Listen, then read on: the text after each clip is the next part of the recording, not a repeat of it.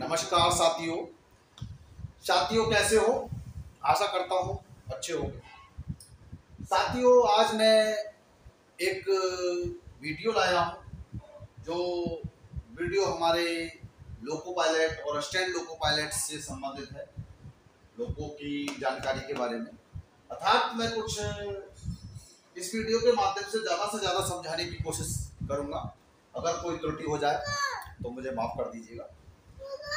आज मैं आप लोगों को एबीबी लोगों को समझने के लिए पहले छोटी छोटी बातें हम लोग जो है यहाँ छोटे छोटे कंसेप्ट क्लियर करते हैं और बताने की प्रयास करूंगा ज़्यादा से ज़्यादा वीडियो के माध्यम से। तो सबसे पहले मैं एबीबी लोगों में WAP5, WAP7, WAG9 के बारे में बताऊंगा आप लोगों को। जैसा कि WAP5 में कुछ पहचाने बता रहा हूँ आप लोगों के लिए। तो WAP5 में वोवो टाइप की जो है बॉगी लगी हुई है और WAP5 को जब आप नीचे से देखेंगे तभी आप लोगों की समझ में आ जाएगा। इसमें 4 एक्सल लगे हुए हैं और 8 व्हील लगे हुए हैं WAP5 में, और WAP7 में 6 एक्सल लगे हुए हैं और 12 व्हील लगे हुए हैं। 12 व्हील से बचा सकते हैं WAP7, WAP5। वैसे लिखा रहता है बड़ा WAP5, WAP7, और इसमें क्या डिफरेंस है ये भी मैं आगे बताता रहूँगा। छोटी छोटी चीज़ें क्लियर करता रहूँगा, ठीक है। WAG9, WAP7 में जो है 12 व्हील होते हैं और 6 एक्सल होते हैं साथ, ठीक है।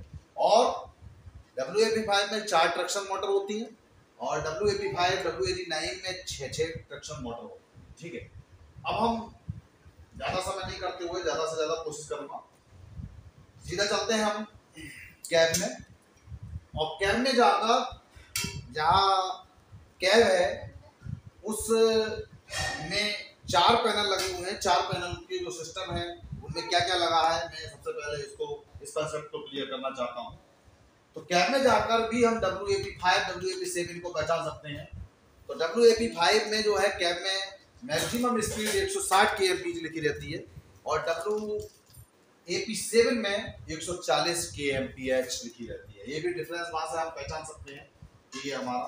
और इसी तरह से लोगों में GTO बेस्ड, IGBT बेस्ड लिखा रहता है। तो इसका भी मैं बता दूं आप लोगों को, जिस तरह से एक टीवी हमारी ब्लैक एंड व्हाइट होती थी, तो ब्लैक एंड व्हाइट टीवी को आप उदाहरण के माध्यम से GTO लोगो समझ लें, वो ब्लैक एंड व्हाइट टीवी की तरह है जो कि बहुत कम रह गए।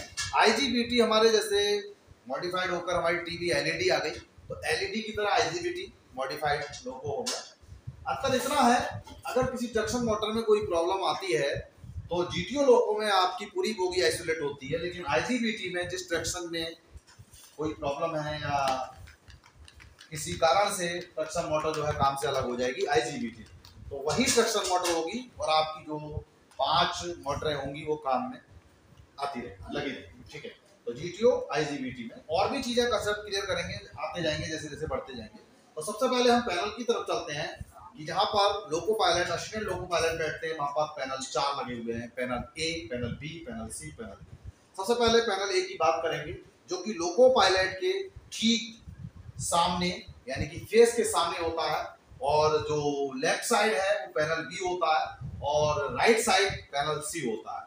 तो पैनल A में क्या लगा है, सबसे पहले हम इसका डिस्कस करते हैं यहाँ पर।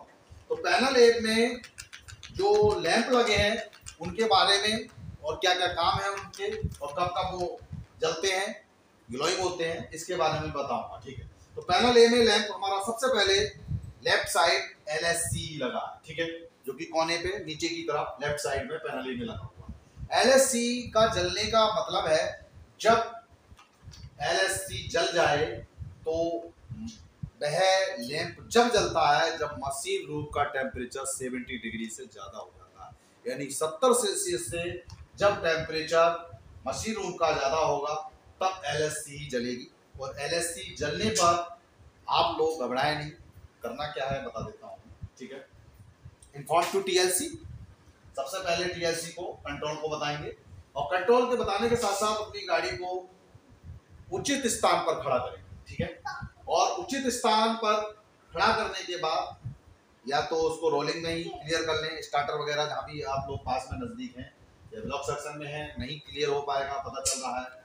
और ट्रैक्शन अगर आ रहा है तो आप लोग चाहे तो अकॉर्डिंग टू टीएलसी, जैसा टीएलसी आदेश है आप लोगों को वैसा कर सकते हैं। उसमें तो उचित स्थान पर गाड़ी खड़ी करेंगे और गाड़ी खड़ी करने के बाद SA9 को अप्लाई करेंगे। ठीक है, SA9 अप्लाई करने के बाद चाहे तो A9 को भी इमरजेंसी में डाल सकते हैं ताकि हमारा MR प्रेशर जो है ड्रॉप ना हो। ठीक है, अगर साथ में LSC के लिए कूलिंग मोड के लिए PLC जैसे बताता है उसी तरह से आप लोग सबसे पहले डीजे खोलें, पेंटो झुकाएं और BL की से पहले C ऑफ करेंगे। ऑफ करने के बाद उसको कूलिंग मोड पे ले जाएंगे। ठीक है, वो विधि मैं बताता हूँ। D से ऑफ पे ले जाएंगे, ऑफ से C पे, और स्मूथली इस काम को करेंगे 2 से 4 सेकंड के अंदर। D से ऑफ से C पे 4 सेकंड रुके, थोड़ा सा C से फिर ऑफ पे करना। ये C ऑफ हो गया।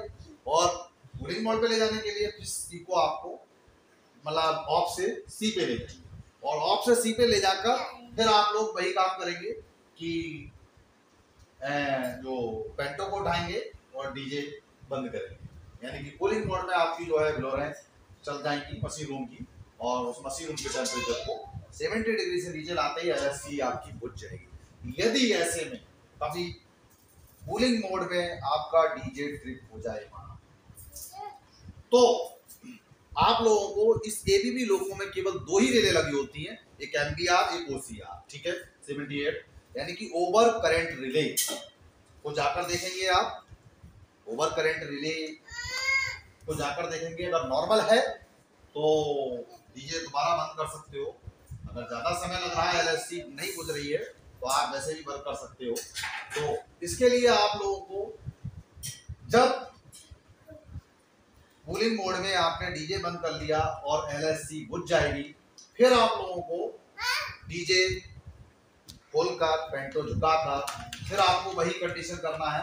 C से आप ऑफ पे लाएंगे, ऑफ से फिर D पे ड्राइविंग मोड पे, और पुनः अपने लोगों के लिए एनर्जाइज करेंगे। ठीक है, एनर्जाइज करने के बाद आप लोग अपना कार्य करेंगे। वही पेंटो उठाएंगे, डीजे बंद करेंगे, 15 मिनट बाद। ठीक है, अगले लैंप की तरफ बढ़ते हैं। कंसेप्ट क्लियर करते चलेंगे, थोड़ा टाइम लगेगा, वीडियो लंबी हो जाएगी, आप लोग बने रहिए मेरे साथ। LSDJ लैंप जो होता है, डीजे बंद होते ही ये ग्लोइंग करना बंद कर देता है, यानी बुझ जाता है। इससे हमें एक सिक्योरिटी मिलती है, यानी हम श्योर हो जाते हैं कि डीजे हमारा बंद हो गया। ठीक है, इसलिए लगा है। और आगे LSHO होटल लोड के लिए, जब होटल लोड हमारी गाड़ी से जुड़ा होता है तब LSHO जो है ग्लोइंग करता रहेगा लगातार जब वर्किंग में रहेगा। HOD LSP जब व्हील स्लिपिंग आएगी तब LSP आपकी जलेगी, करंट डिफरेंस रहेगा तब मोटरों में। LSFA ऑटो फ्लैशर लाइट, जब कोई आपका फॉल्ट आ जाता है या प्रेशर ज्यादा गिरा देते हैं आप, तो ये ऑटो फ्लैशर लाइट ग्लोइंग करती है। ठीक है, LSPW ये वार्निंग है VCD की, VCD वार्निंग लैंप है ये। LSPW बस जलकर बताता है कि आप जो है VCD ऑपरेट होने वाली है आपकी, और जो है इसको टेक्नोलॉजी PVCD से या जिससे भी करना चाहें आप उससे करिएगा। ठीक है, अब ए पैनल पे लैंपों की बात थी, ए पैनल पे स्विच की बात करते हैं हम। स्विच आपके जो है 5 स्विच लगे हैं, ZPT पेंटो उठाने के लिए और पेंटो लोअर करने के लिए। उसी से पेंटो उठेगा, पेंटो ऊपर करेंगे तो ऑफ लोअर हो जाएगा और अप के लिए नीचे करना पड़ेगा। VLDG ऐसे ही आप खोलेंगे तो ऊपर और नीचे। ठीक है, एक ही एक से होगा ABB में। और कन्वेंशनल की बात हम अलग से बताएंगे आप लोगों को, उसमें जो है पोजीशन अलग अलग होती है, 0 1 2 ZPT की। और BLCP कंप्रेसर के लिए है, इसे आप इसकी पोजीशन ऊपर करेंगे ऑफ हो जाएगा, और बीच में करेंगे ऑटो हो जाएगा, नीचे करेंगे मैन, डायरेक्टली आपके कंप्रेसर चले जाएंगे। VLHO होटल लोड चालू करने के लिए। ZTE है, ये स्विच जो होता है हमारे ट्रैक्टिव फॉल्ट लिमिट, जैसे कि डीजल में अभी हमारे जो 4G 6G में है उसी तरह का स्विच है ये। इसकी हमें अभी फिलहाल हम यूज नहीं करते हैं, वैसे जो हमारे सर्कुलर वगैरह है के अनुसार इसका प्रयोग किया जाता है। ठीक है, वो अलग अलग डिवीजन के हिसाब से।